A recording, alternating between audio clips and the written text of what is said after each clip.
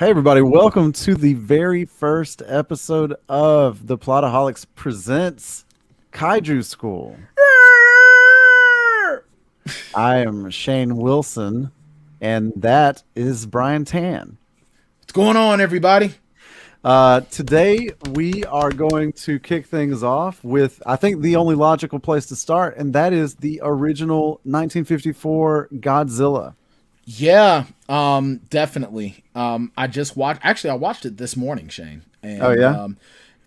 first time in a long time. I actually read the book. Like, there was actually a book series of, like, old horror movies, and I read the one that was about Godzilla, which was pretty cool. And it gave like a nice little synopsis of this film and some of the other Godzilla movies, Yeah. including like Son of Godzilla and Godzilla versus King Kong.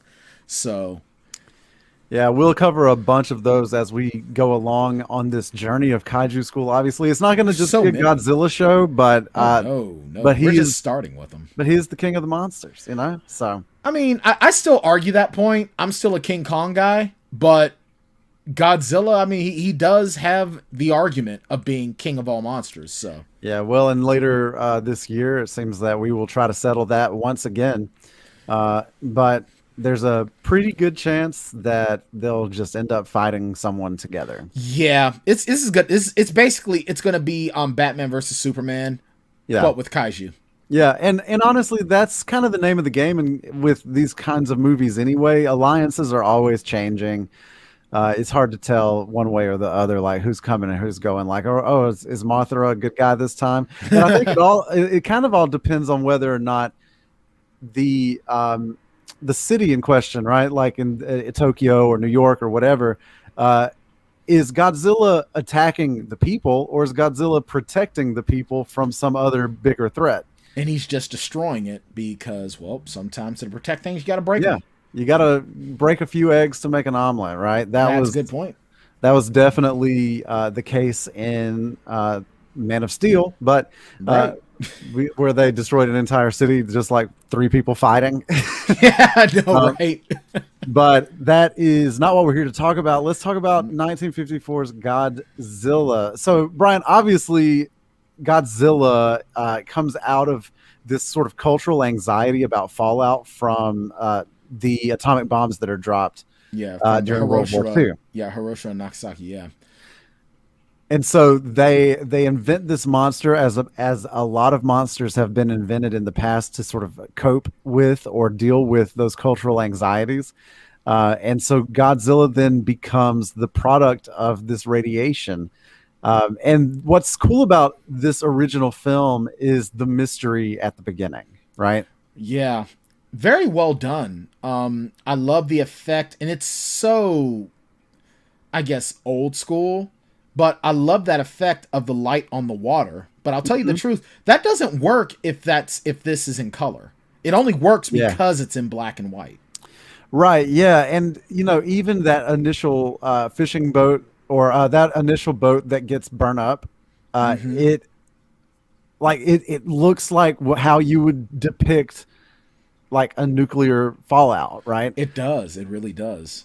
And so I think that the thing to do with I think with any kaiju film is we save the monsters for last. We have to talk about the human story first, right? This movie, there were so many times in this movie where I pulled the Keenan Ivory Wayans message because this is a message film with a kaiju. Yeah. That's really what it is. Like, Yeah. it's all about the message. And now this series specifically, the Toho Studio Godzilla films do eventually stray from that, and they become just big entertainment blockbuster type films. But this first film is absolutely a message film. Yeah, and they're on the nose, like boop, like they are literally booping you. For sure. So, you know, it's an interesting sort of mystery as it develops, right? Because you get the ship that's burned up, and then you get the second ship that's burned up that goes to check on it, and then you get a fishing ship that's burned up. Then you get this village where a bunch of houses are destroyed and some people are killed, and you briefly get a glimpse of him then, right? But this film it's interesting because we'll talk about the 2014 Godzilla in a minute, and it was widely panned for how long it waited to show you the monster. But that's what they used to do back. I think that being panned is just a product of this idea of instant gratification. I want my Godzilla now. Well, then it destroys the reveal now, doesn't it? Now, I'll tell you, and well, we'll save that for a minute because I'm a fan of that movie. But here we get the slow build as well, right? And then he is eventually revealed, and in his all of his 1950s derpy goodness. And this original version of Godzilla is significantly smaller than the one that we have now. Or even in this time period, because they made him bigger. And in turn, Hollywood had to make King Kong bigger. Right. Yeah. So originally, the Godzilla that we get in this 1954 film, he is 164 feet tall, and then he is 328 feet long. That's like from head to tail, right? Right. And so he 164 feet, pretty tall, but by comparison, the most recent measure, and he might even be bigger now in the newest one, but in 2014, that Godzilla was 355 feet tall. So they doubled. So his height doubled. Yeah, and then right at 900 feet in length from nose to tail. So how the hell is Godzilla able to walk the streets? I mean, don't concrete have a maximum weight limit? Well, yeah, you would think that he would be like falling through like subway tunnels and stuff, right? You would think. I mean, my God. Yeah, he's continued to just get bigger and bigger, and we talked off air also just a little bit about Shin Godzilla. I do want to check that out because you mentioned that because I've watched kaiju movies, but I would never go outside of my way to watch them. Like I literally just watched the 2014 Godzilla yesterday.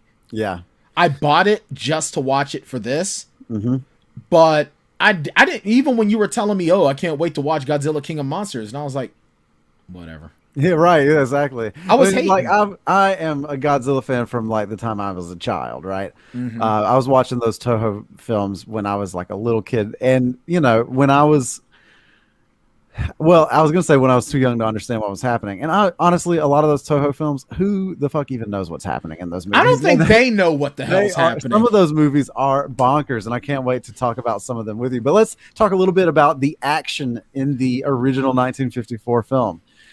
It's a 1950s movie. Yeah, it's not going to be amazing by today's standards at all. Godzilla's very, very clunky. He's very, very derpy, as you said. This movie is less about Godzilla and more about the people, and the message. The message. Yeah, I mean, Godzilla is he's an antagonist, but he's not even so much he's an antagonist of our own creation. Yeah, but that's the message. You know what you can't beat though is that score. Like that the theme from the original Godzilla film sets is the tone. Fantastic. It so sets the tone, and even when you know what's coming, it just puts you in the sense of dread.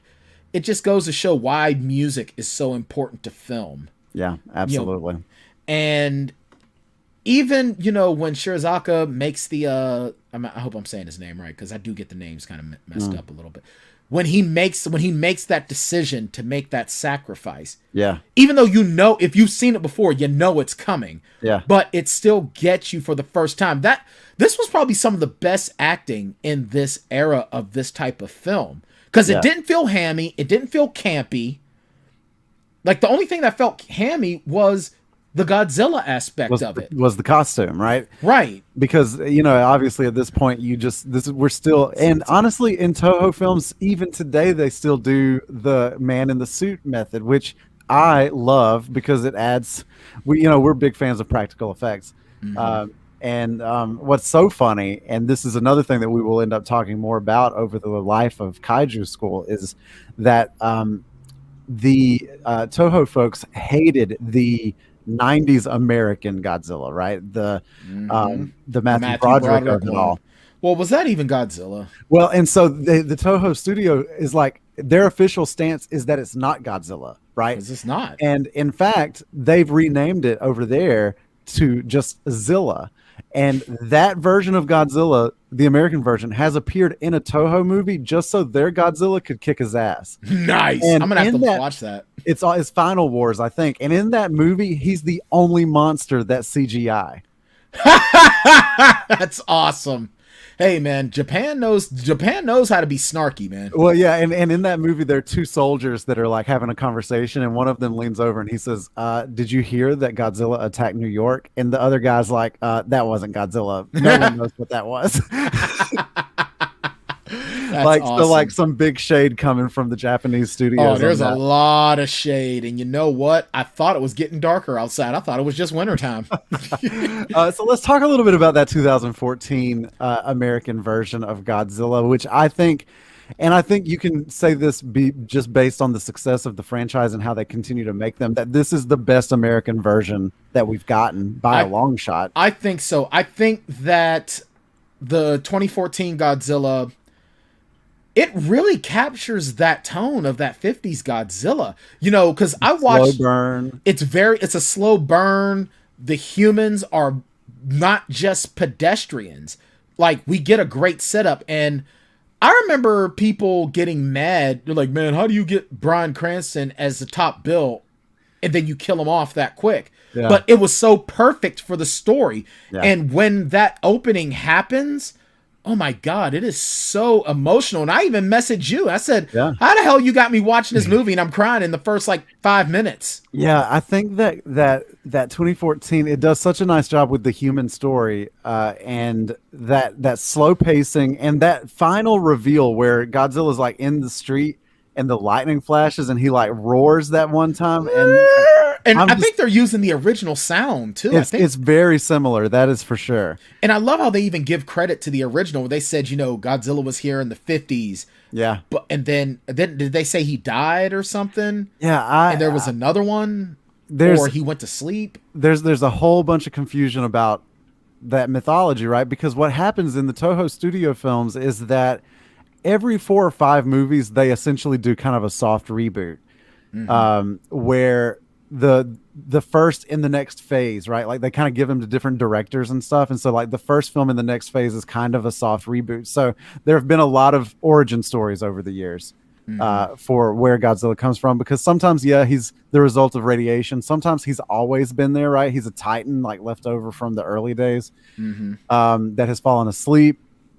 And that kind of makes more sense to me, to be honest. Yeah, and I think that in some iterations, he was a Titan that fell asleep, and he was awoken by nuclear war, right? Right. So it's not that he's the product like of radiation or whatever. It's that wakes him up. Right. And it's he's my favorite. I love him, but I also love a ton of the monsters that he appears with. And one thing that makes that 2014 film so interesting is that it's one of the origin stories where we pit him against another monster. Yeah. And now here's the thing. I watched Kong Skull Island and I loved it. I absolutely loved it. But see, I was also a King Kong guy. Yeah. Just because I sort of feel like, I guess I never had a great relationship with reptiles and lizards. Right. So, but, I get why people love Godzilla, because he's not even the OG. I think it's just that he's different, and it's a different spin. And it's probably one of our first real forays into Japanese cinema. And I think that's why he's loved so much over here. Yeah. But I love how even when they did Godzilla, they were setting up for this cinematic universe. Yeah, it becomes sort of our first example of an extended universe, right? And it shows that Marvel isn't the only one that can do it. Yeah, and starting with, you mentioned King Kong, and then Godzilla, and then you start stacking on top of that, and you get Ghidorah and Mothra and all of these other folks that do end up having their spin-off films, and Right. it's just an interesting way of evolving those things. But Muto in the 2014 Godzilla film is a formidable monster, and I Really love is. that final fight. That final fight, like I was really worried that Godzilla wasn't going to win Yeah. Well, because that that's always female the is huge. magic, Yeah, right? because that female is huge, and that female's putting a whooping. Yeah. And if MCU Quicksilver doesn't do something, Godzilla loses. Yeah. Yeah. And honestly, man, like there's just that moment, the atomic breath, you said it in your message to me, down the throat. I was like, oh, I was coming up out of the Gangster. seat. That was gangster. I mean, Godzilla really just grips the Muto and just. And I'm like, oh Yeah. shit! It's wild, man. Like That movie, was wild. the third act of that film has to redeem it for people, even if they think that the beginning is slow, which I disagree with. I hate it when people do that. Whenever I hear someone say, "Oh, the pacing was slow," that just tells me you don't appreciate story building. That's right. So, we are just about out of time on this very first episode of Kaiju School. And this is this is fun. Yeah, and I think that next week we should do our King Kong diligence, right? We should go think so. original King Kong. Well, not next week, but next time. Next time, yeah. But King Kong and Kong Skull Island. You know what? I'll raise your original King Kong and Kong Skull Island, and I'll even throw in The Jack Black, Peter Jackson King yes, Kong. yeah, and I'll tell you one other one better. I'll give you a quadrattle. Oh, The 1970s King Kong with Yeah. Jessica Lange and Bridges, Man. Jeff Bridges. it's gonna take me a month to watch all these. I King know, Kong right? movies. I'm serious, but the thing is, and I'll tell you this before we go out of it. What really made me excited to do Kaiju School was because of the upcoming King Kong versus Godzilla. Because even for me, someone who's very casual when it comes to Kaiju, King Kong Godzilla squaring off, that's to me bigger than Batman versus Superman I squaring completely off. agree. Yeah, no, it is literally bigger, Yes. much bigger. Yeah. And first, because Kong was out before Batman or Superman was. Kong was 1933. Yeah, and we'll talk about the original Kong Godzilla film, but that movie is so derpy. It is. Whenever It is. Godzilla, I think, no, whenever King Kong like force feeds him that tree, it's so funny, man. But regardless, we will get into all of those things as we go along. Thank you so much for tuning into this very first episode of Kaiju School. Be sure to like and subscribe and pass it on to your friends, and we'll talk to you again soon. Take care, guys.